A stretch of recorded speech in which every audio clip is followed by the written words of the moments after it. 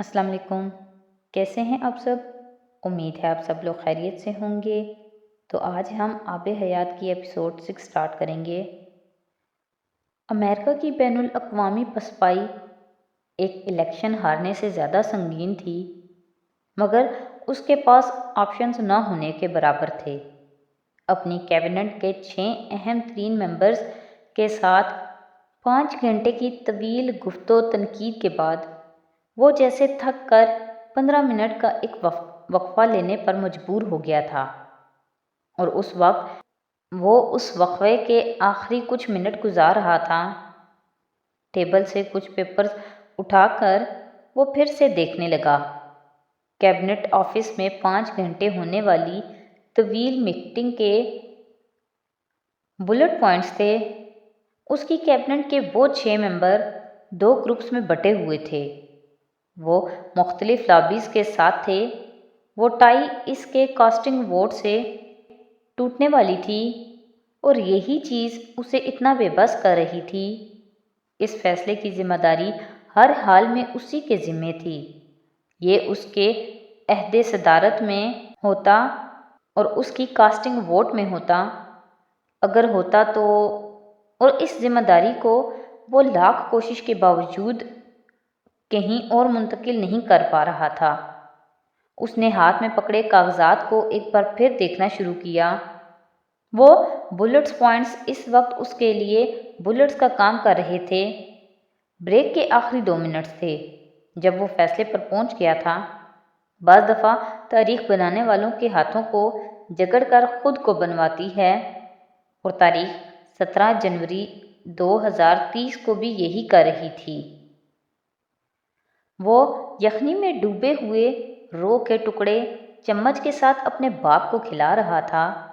اس کا باپ ایک لقمے کو چبانے اور نکلنے میں 2 منٹ لگا رہا تھا۔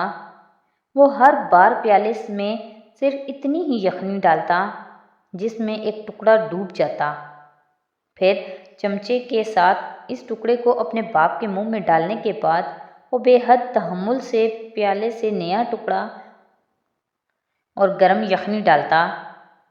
لقمے کے چبائے جانے تک روٹی کا نیا ٹکڑا پانی میں پھولنے لگتا۔ وہ ایک ہی وقت میں یخنی اس پیالے میں ڈالتا تو یخنی اس وقت تک ٹھنڈی ہو جاتی۔ یخنی کا ایک پیالہ پینے میں اس کا باپ تقریباً 1 گھنٹہ لگاتا تھا۔ ٹھنڈی یخنی میں ڈوبے ہوئے روٹی کے ٹکڑے بھی وہ اس رغبت سے کھا رہا تھا جیسے وہ ان گرم لقموں کو کھا رہا تھا۔ اس کے ذائقے کی حس آہستہ آہستہ ختم ہو رہی تھی۔ ٹھنڈی اور گرم چیز میں تخصیص کرنا وہ کب کا چھوڑ چکا تھا۔ یہ صرف اس کی دیکھ بھال کرنے والے اس کی فیملی کے افراد تھے جو اس تخصیص کو اس کے لیے اب بھی برقرار رکھنے کی کوشش کر رہے تھے، اب بھی خوراک کو اس کے لیے ممکنہ حد تک ذائقہ دار بنا کر دے رہے تھے، یہ جانتے ہوئے بھی کہ وہ اس ذائقے سے لطف اندوز ہو سکتا ہے، نہ اس کو یاد رکھ سکتا ہے۔ باپ کو کھانا کھلانے کے ساتھ ساتھ اس نے اور اس کی بیوی نے بھی وہاں بیٹھے کھانا کھا لیا تھا۔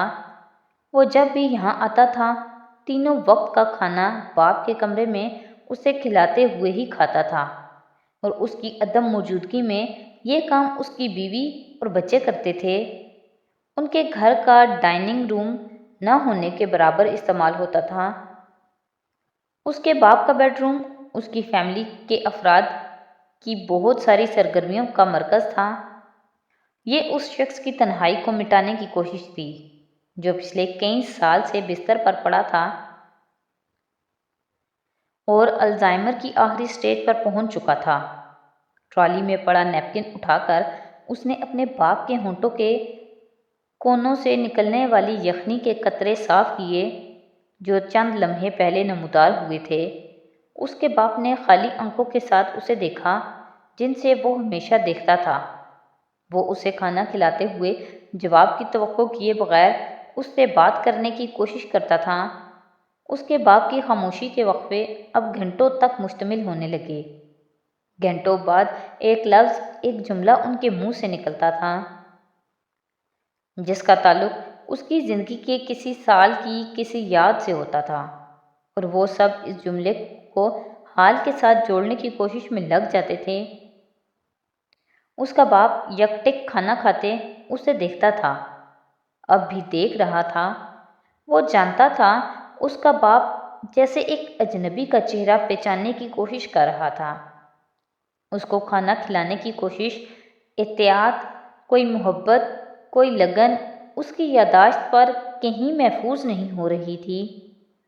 وہ ایک اجنبی کے ہاتھ سے کھانا کھا رہا تھا اور اس کی ختم ہوتے دماغی خلیے سارا وقت اس اجنبی کے چہرے کو کوئی نام دینے کی کوشش میں لگے رہتے تھے۔ وہ یہ بھی جانتا تھا کہ اس کے باپ کو اس کے ہاتھ سے کھایا دوپہر کا کھانا تک نہیں یاد ہوگا۔ وہ جتنی بار اس کے کمرے میں آتا ہوگا وہ اپنے باپ کے لیے ایک نیا شخص، ایک نیا چہرہ ہوگا۔ اور صرف وہی نہیں، اس کی فیملی کے تمام افراد بھی۔ اس کا باپ شاید حیران ہوتا ہوگا کہ اس کے کمرے میں بار بار نئے لوگ کیوں آتے ہیں۔ اس کا باپ اپنے کمرے میں اجنبیوں کے ساتھ رہتا تھا، وہ لوگ جو اسے کھانا کھلاتے ہیں، باتھ روم لے کر جاتے تھے، نہلاتے تھے، کپڑے بدلتے تھے، باتیں کرتے تھے۔ لیکن وہ یہ سب کیوں کرتے تھے؟ اور پھر کیوں کا یہ سوال بھی اس کے ذہن کی اسکرین سے مٹ گیا یا شاید تحلیل ہو گیا۔ اس نے یخنی کا آخری چمچہ اپنے باپ کے منہ میں ڈالا، پھر پیالہ ٹرالی میں رکھ دیا۔ اب وہ اپنے باپ کو اسی طرح چمچے کے ساتھ پانی پلا رہا تھا۔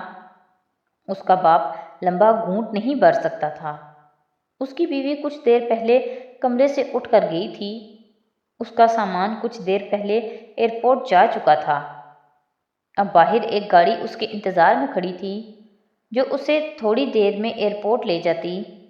اس کا اسٹاف بے صبری سے اس کمرے سے اس کی برآمدگی کا منتظر تھا۔ اس نے گلاس واپس رکھتے ہوئے بیڈ پر بیٹھ کر اپنے باپ کی گردن کے گرد پھیلایا ہوا نیپکن ہٹایا۔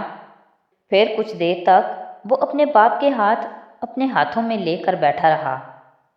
آہستہ آہستہ اس نے اپنے باپ کو اپنی روانگی کے بارے میں بتایا تھا اور اس تشکر و احسان مندی کے بارے میں جو وہ اپنے باپ کے لیے محسوس کرتا تھا اور خاص طور پر آج محسوس کر رہا تھا۔ اس کا باپ اسے خالی نظروں سے دیکھ اور سن رہا تھا۔ وہ جانتا تھا کہ وہ کچھ نہیں سمجھ رہا، لیکن یہ ایک رسم تھی جو وہ ہمیشہ ادا کرتا تھا۔ اس نے اپنی بات ختم کرنے کے بعد باپ کے ہاتھ چومے، پھر انہیں لٹا کر کمبل اوڑھا دیا اور کچھ دیر بے مقصد بیڈ کے پاس کھڑا اسے دیکھتا رہا تھا۔ اس کے بعد پتہ نہیں وہ کب دوبارہ اپنے باپ کے پاس آنے کے قابل ہوتا۔ وہ یہ نہیں جانتا تھا کہ وہ آخری کھانا تھا جو اس نے اپنے باپ کے ساتھ کھایا تھا۔ اس کا ہاتھ پکڑے وہ اسے اب کسی راستے پر لے جانے لگا۔ ایک قدم، دوسرا قدم، تیسرا، پھر وہ ٹھٹک کر رہ گئی۔ وہ ایک جھیل تھی، چھوٹی سی جھیل جس کے کنارے پر وہ تھے، ہلکی نیلی رنگت کے شفاف پانی کی جھیل جس کے پانی میں وہ رنگ برنگی مچھلیاں تیرتے ہوئے دیکھ سکتی تھی، اور اس کی تہہ میں بے شمار رنگوں کے موتی، پتھر، سیپیاں۔ جھیل کے پانی پر آبی پرندے تیر رہے تھے، خوبصورت راج ہنس۔ جھیل کے چاروں اطراف پھول تھے اور بہت سے پھول جھیل کے پانی تک چلے گئے تھے۔ کچھ پانی کی سطح پر تیر رہے تھے، مگر اس کے قدموں کو ان میں سے کسی چیز نے نہیں روکا تھا۔ اس کے قدموں کو روکنے والی شے جھیل کے کنارے پر موجود لکڑی کی وہ خوبصورت چھوٹی سی کشتی تھی جو پانی میں ہلکورے لے رہی تھی۔ اس نے بے اختیار کھلکھلا کر اسے دیکھا۔ یہ میری ہے، وہ مسکرا دیا۔ وہ اپنا ہاتھ چھڑا کر بچوں کی طرح بھاگتی کشتی کی طرف گئی۔ وہ اس کے پیچھے لپکا۔ تو آج کے ایپیسوڈ یہیں پہ ختم کرتے ہیں۔ نیکسٹ ایپیسوڈ کے ساتھ کل پھر حاضر ہوں گے۔ تو اگر آپ کو میری ویڈیوز اچھی لگ رہی ہیں تو پلیز میری ویڈیوز کو لائک کریں، میرے چینل کو سبسکرائب کریں اور اپنے فیملی اور فرینڈ کے ساتھ شیئر کریں۔ بہت شکریہ۔